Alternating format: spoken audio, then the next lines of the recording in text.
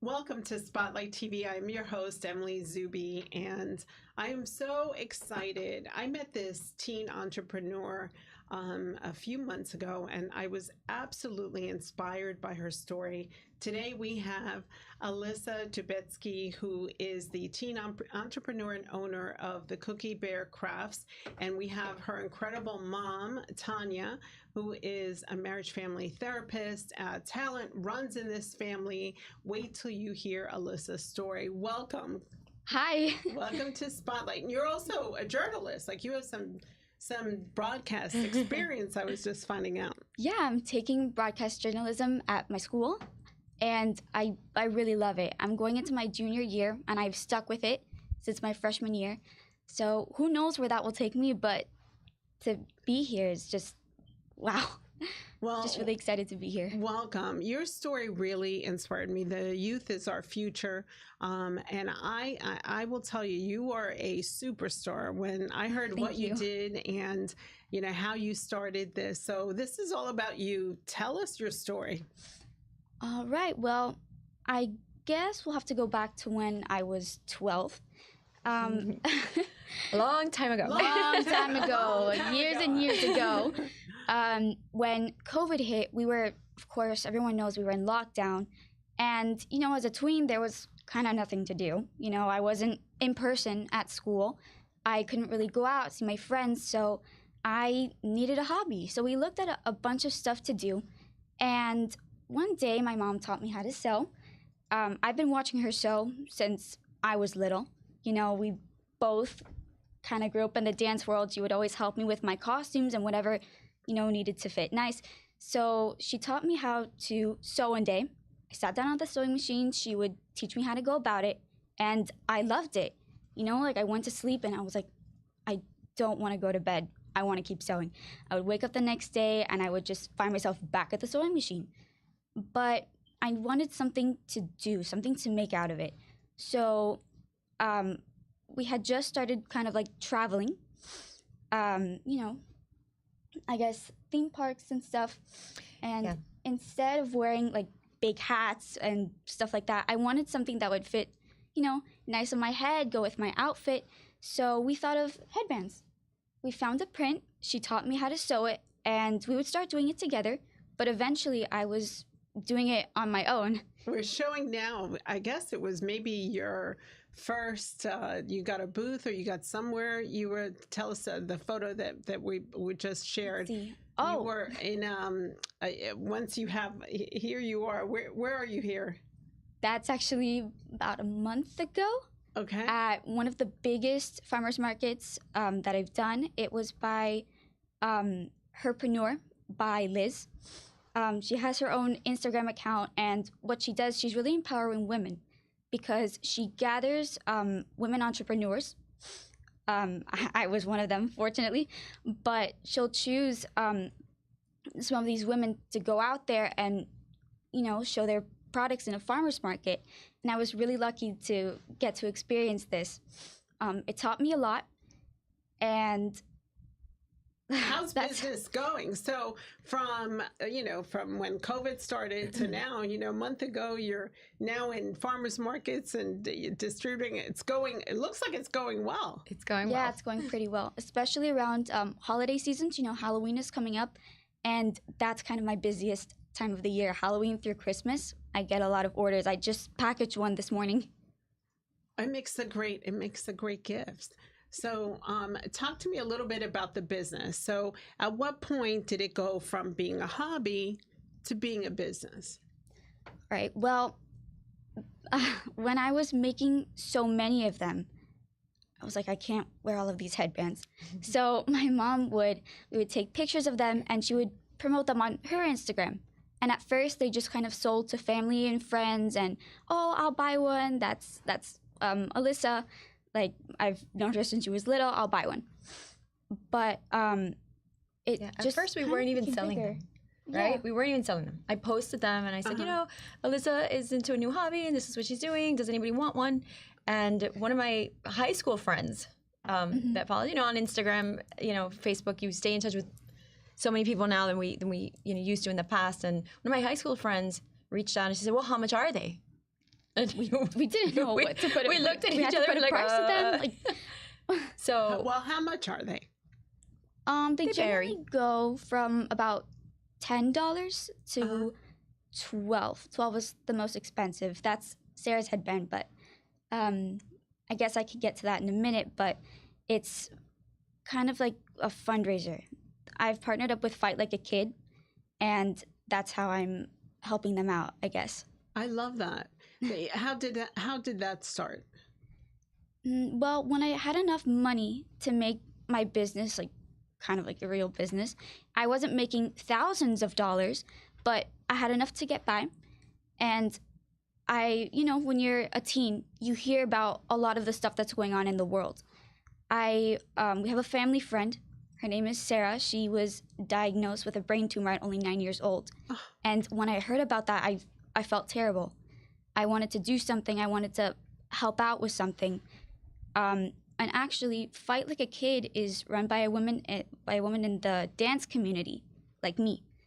So when I heard about Fight Like a Kid, and when I heard about my friend Sarah, I thought, what if I partner up with Fight Like a Kid to raise awareness for childhood cancer?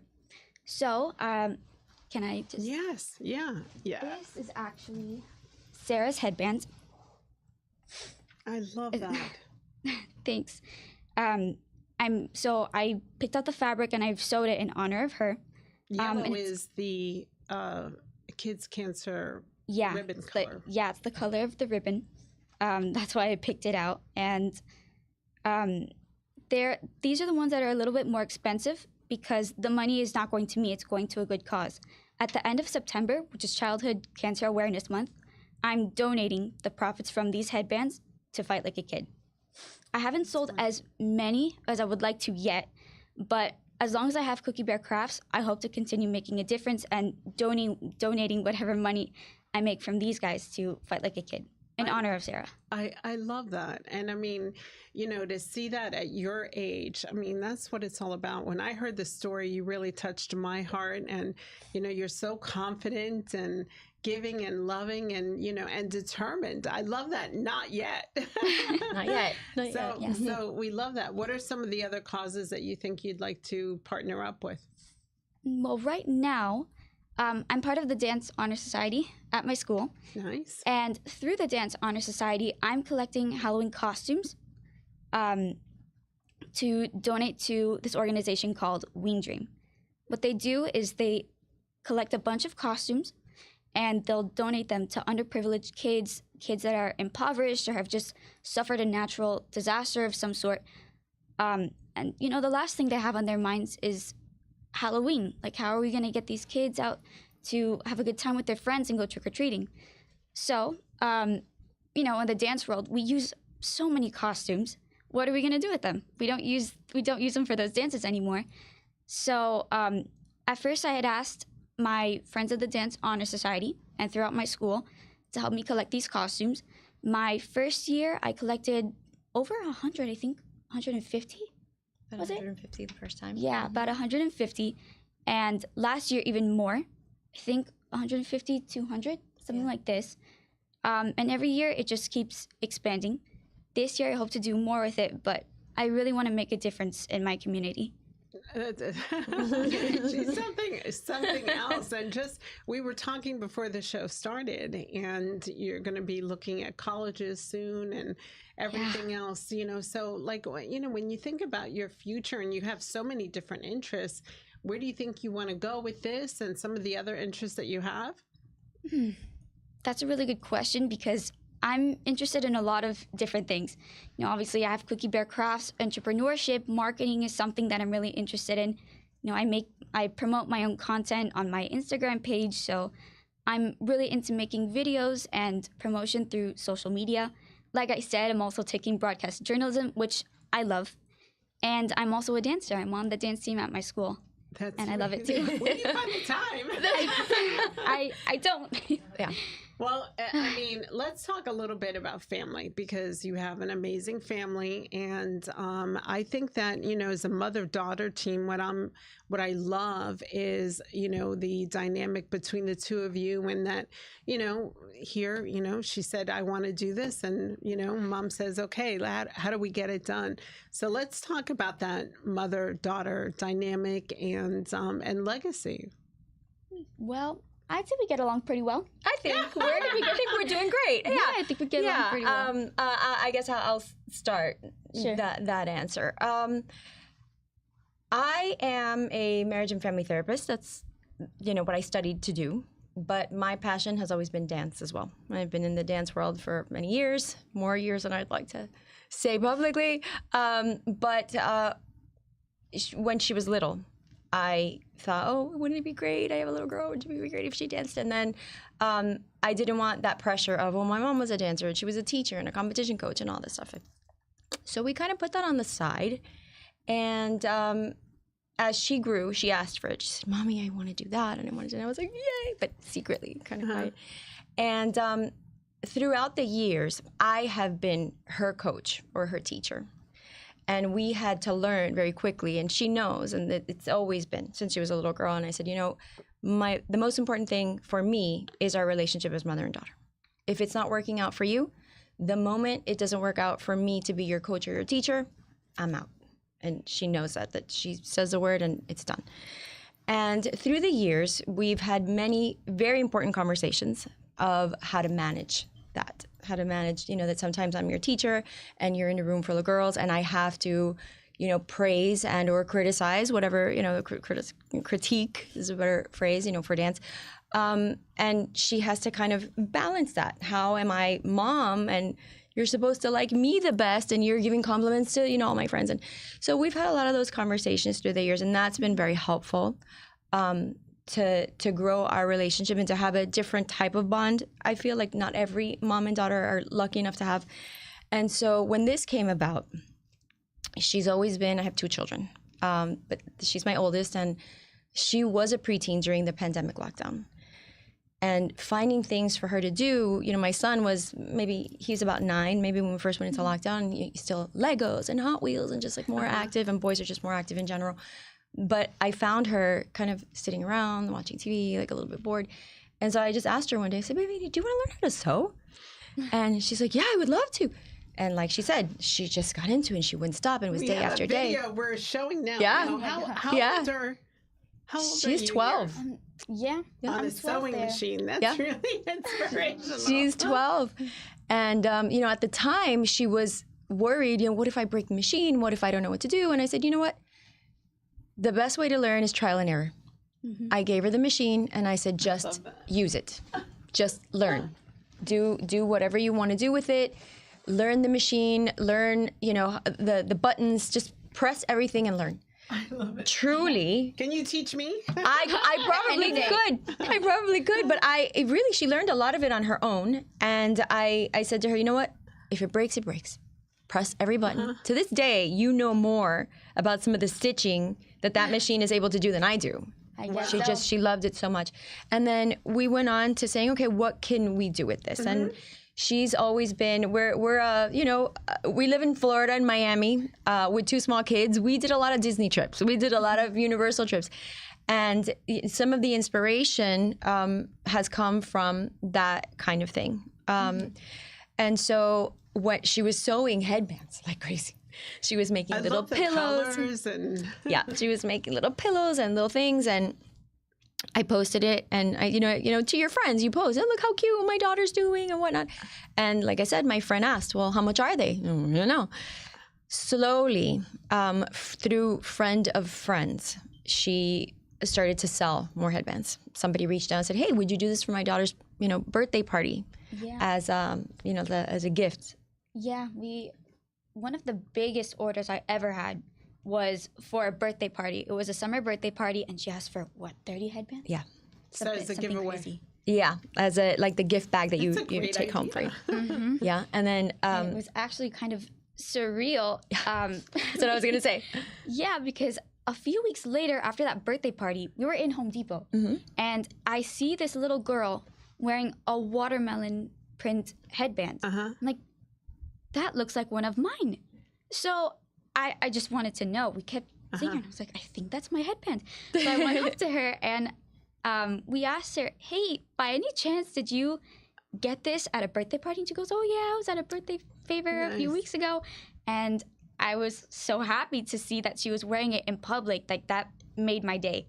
Yeah, that was very exciting. So as far as you asked about family and how it works with us, as the time has gone on, Alissa is 16 now. As the time has gone on, time has passed, she's learned really to do everything by herself. And you mentioned, how do you find the time?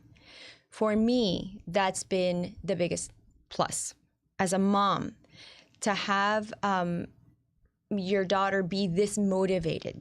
You know, now, for teens now especially, it is, you know, they value very much, you know, their peers, what their peers think, fitting in and all that kind. And with this, it's given her such a different outlet to be inspired, to be motivated. She comes home and she has a ton of homework and studying to do, and she has dance practice, and she has her clubs and the things, and she gets an order on Etsy, and it's, I got a new order, I'm so excited. Yeah, and it makes my day, and I'm like, it's okay, I'll finish the homework, but to wind down before bed, I'll just sew it, I'll just package it. Like, it's kind of become relaxing for me in a way. Etsy's like, it's a my great piece. platform for that. Yeah. And that's what happened after the birthday party. And I said, you know, I can't just keep telling people, you know, you can't keep saying, you know, just Venmo my mom, you know. So we thought, okay, we really need to do something with this. If this is something you want to continue to do, we looked at the Etsy platform. It was fantastic, and it's something that she can do on her spare time. It's not, you know, it wasn't this huge thing. The farmers market is just now coming up.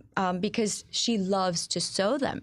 So I have a room full of different headbands, and every time she's inspired by something, if you want, you can show take a look, and you can see. Here, why don't you talk about that one, and then this one, which is also inspired by. Okay, so like we said, we found inspiration with theme parks. This is actually inspired by something maybe Princess Tiana would wear.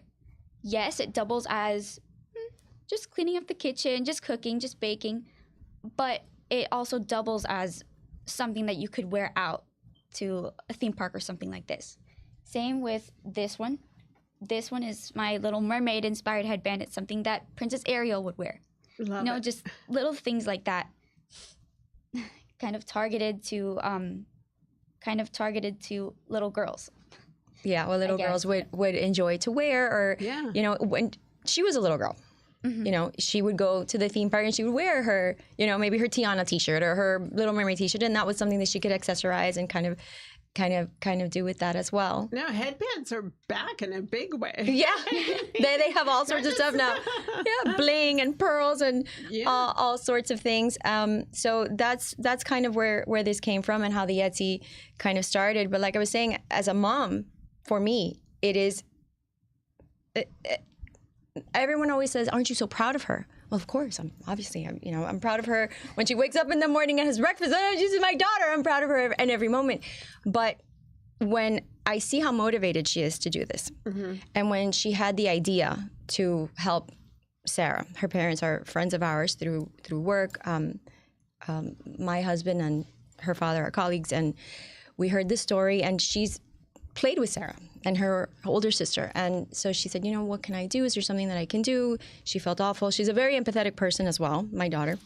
And, you know, through time, at the moment, nothing really happened. You know, we were kind of concerned. We would reach out to the family. Is everything okay? How's she doing? That kind of thing. But as time went on, and like she said, the business was sustaining itself. She was making enough money now to continue to buy fabrics and to kind of do the marketing. And that came about. She says, Mommy, what if I made a headband for Sarah? And I thought, okay, that's a wonderful idea. Let's expand that.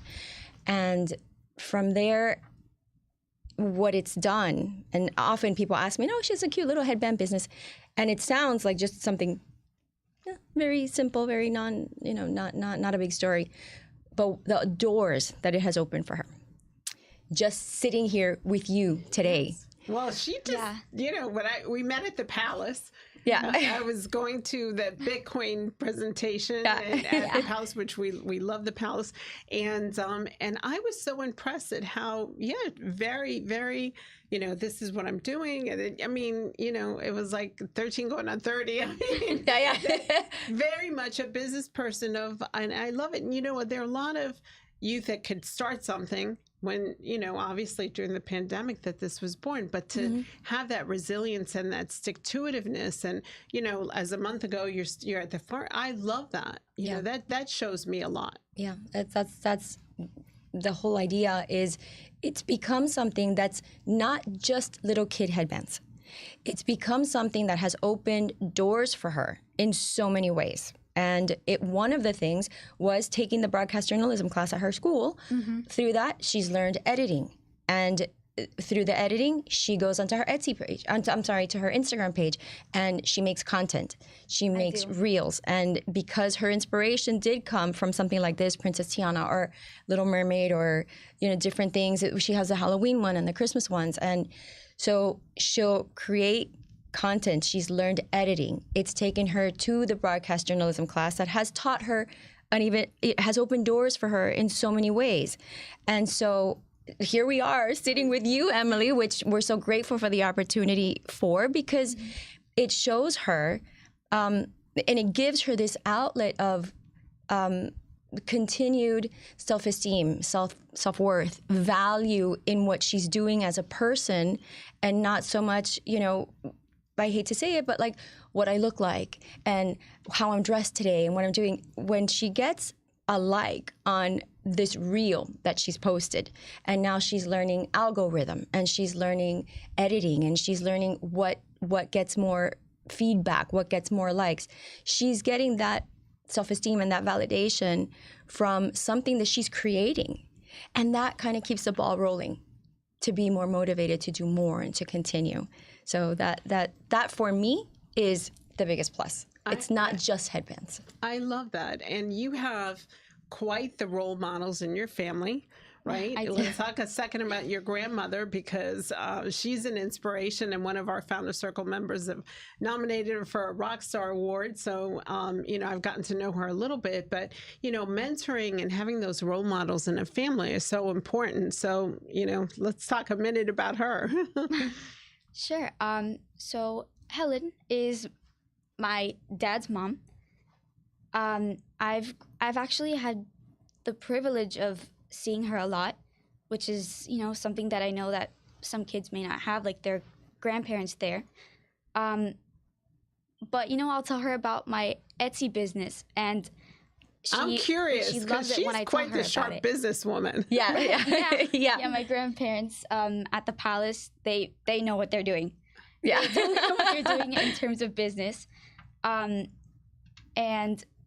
yeah, when you think about it, it's really cool to see like that businesswoman kind of aspect from my grandmother, and then, even my mom and my dad, and then to me, like, starting it at such a young age, I guess. Entrepreneurship runs in the family, I think. Yeah. It definitely does. What's the best piece of advice that you've gotten from one of the role models in your family, be it your mom or, what's that best piece of advice that kind of stays with you on a daily basis?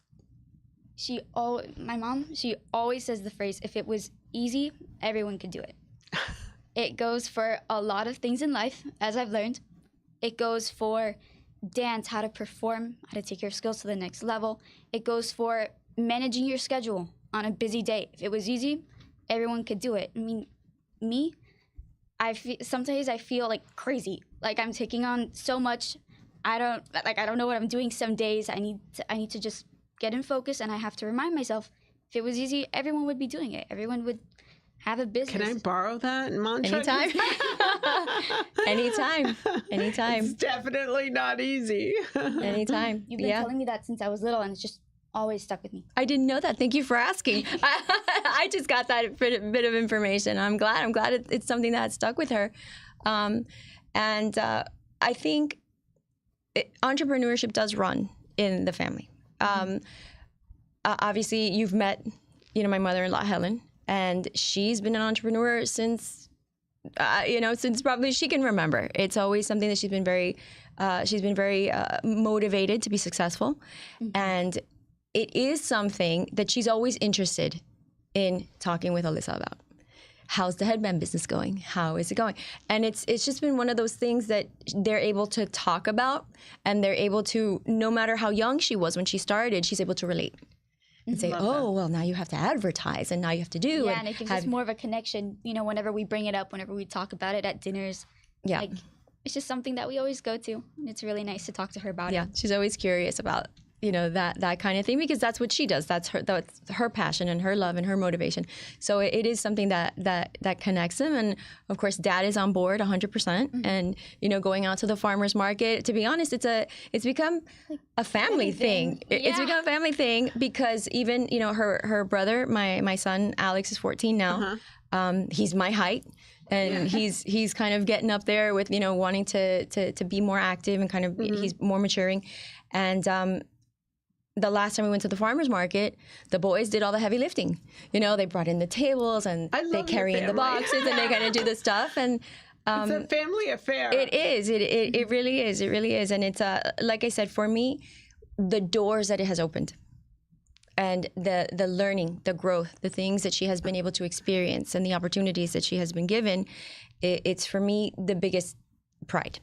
Do you think that as a marriage family therapist, like with your experience and tremendous, background, do you think at all there was a conscious decision when the pandemic hit to take a look at your family and make sure that everyone had something? Because I think a lot of families got really lost during that period of time, and it either made you or broke you, either way. Yeah. But do you think that was a conscious decision that you said, let me see which way I can?